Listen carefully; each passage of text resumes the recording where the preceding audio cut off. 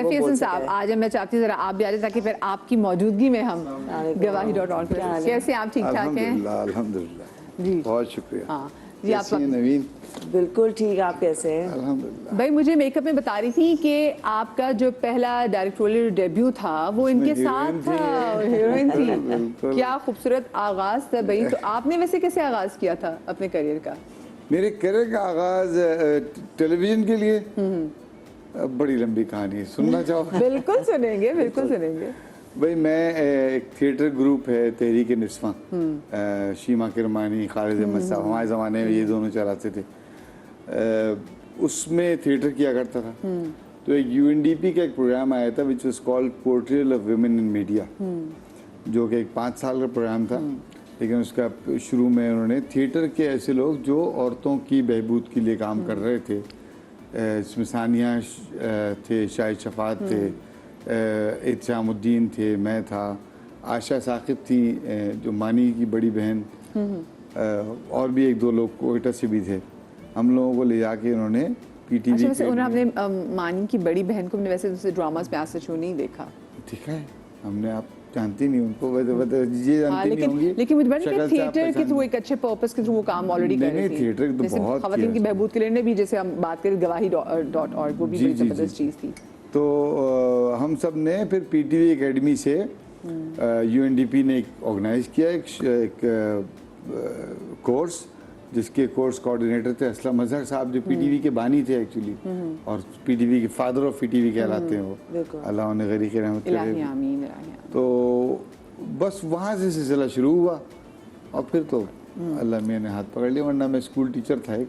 जी जी, आप school teacher, आपके कुछ स्टूडेंट्स कहते हैं कि आप बड़े सख्त टीचर भी थे। ये आपको याद है जब लास्ट हमारे शो में आए थे? मेरे एक्टर्स भी यही कहते हैं कि बड़े सख्त डायरेक्टर हैं, हालांकि मुझे नहीं लगता कि मैं वो सख्ती करता। अच्छा, मुझे तो नहीं पता था कि आप सब, मेरे साथ तो सख्त नहीं थे बिल्कुल। नहीं, बिल्कुल भी नहीं, उस जमाने में तो यही सख्त थे हमारे साथ। अच्छा, मुझे बताइए कि जब आपने शुरू किया था डेब्यू में, तो उस वक्त जैसे आप कहते हैं कि एक्टर्स जो हैं वो बड़ा टफ टाइम देते हैं, तो क्या उस टाइम पे भी जो हमारे लीड एक्टर थे वो टफ टाइम देते थे?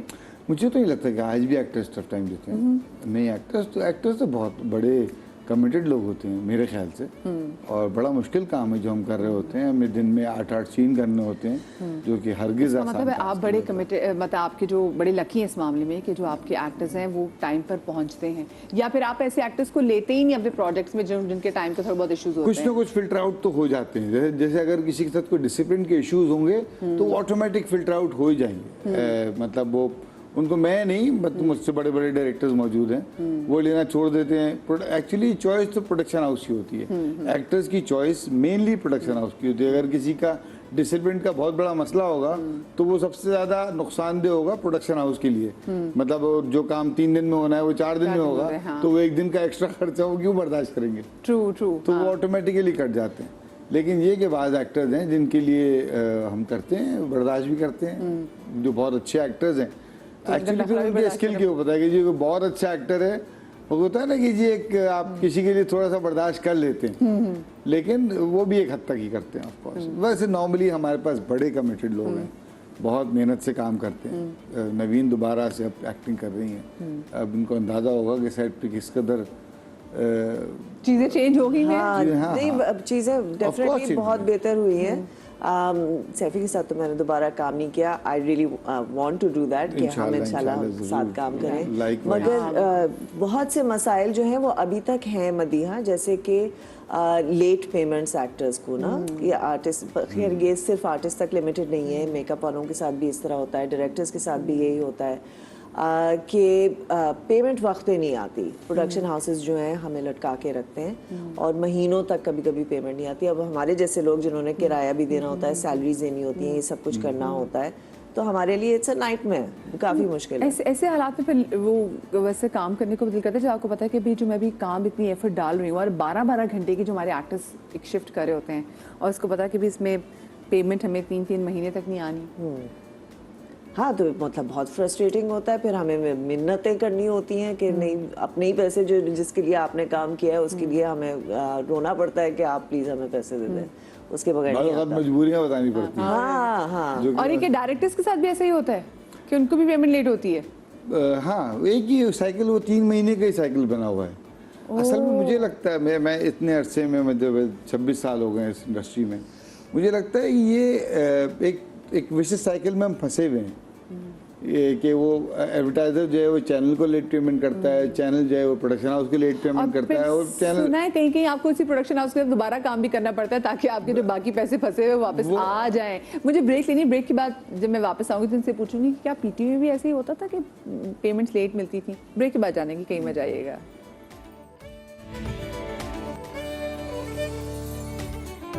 Welcome back after the break. Naveen Naqvi और सैफी हसन साहब हमारे साथ मौजूद है और उनके साथ मैं खेलूंगी बोर्ड गेम, और मुझे बड़ी एक्साइटमेंट के साथ खेलने में क्योंकि हमने यूजुअली इनको ऐसी गेम्स खेलते हुए नहीं देखा हुआ। तो जनाब करना आपने है कि आपने बोर्ड उठाना है, बोर्ड पे एक तस्वीर है जो आपने नहीं देखनी। सैफी साहब आप उसको देखेंगे, 3 आपने इनको हिंट देने हैं, मैं आपकी हेल्प करूंगी कहीं मसला हो तो, ठीक है ना। और फिर आपने गेस करना है वो किसकी पिक्चर है, कौन सी सेलिब्रिटी की पिक्चर है, ठीक है। बिस्मिल्लाह करते हैं, लेडीज फर्स्ट, चलें। अच्छा मैं पहले ये डिस्क्लेमर दे दूं कि भाई मैं यहाँ बहुत अरसे से नहीं है तो मुझे इतना नहीं पता है किसी के बारे में। ठीक है, कोई मसला नहीं। ये 2 भाई हैं, दोनों डायरेक्टर्स हैं, दोनों एक्टर्स हैं। इनके अब्बा भी बहुत बड़े एक्टर थे। एक्टर थे, इनका इंतकाल हो गया है। अच्छा।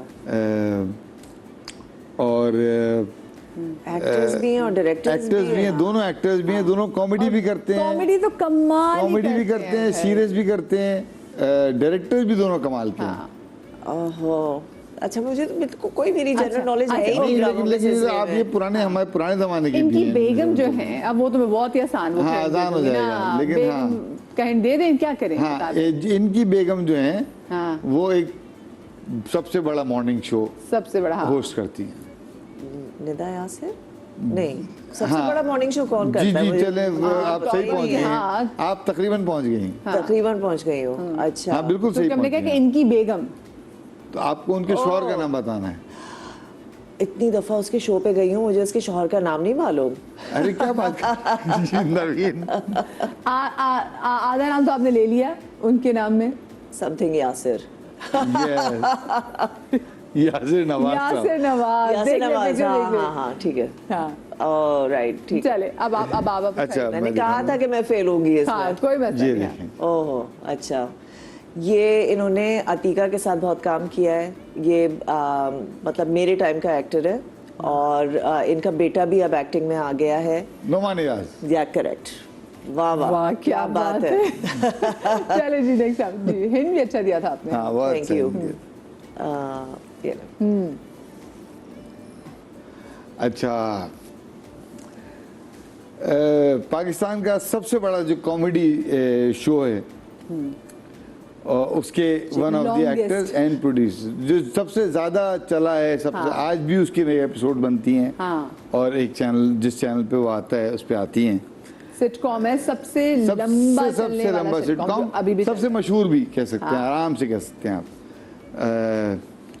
और ये वैसे मैं आपको बता दूं कि एक बहुत जब हमने नई तरह का काम देखना शुरू किया तो एक बड़ा मशहूर ड्रामा आया था, जो नाम ले सकते हैं ड्रामे का? ले हाँ, धुआं एक ड्रामा था। अच्छा, धुआं ड्रामा हमने हमारे दौर का है, हमने शायद देखा हो। उसके जो 3 हीरोज थे उनमें से एक हीरो थे एक जमाने तो बहुत ही आसान हो गया क्योंकि उनमें जो 3 हीरोज में से एक ही हीरो ऐसा था जिससे आगे फिर जो बचा था। अच्छा नहीं, मुझे नहीं पता। अच्छा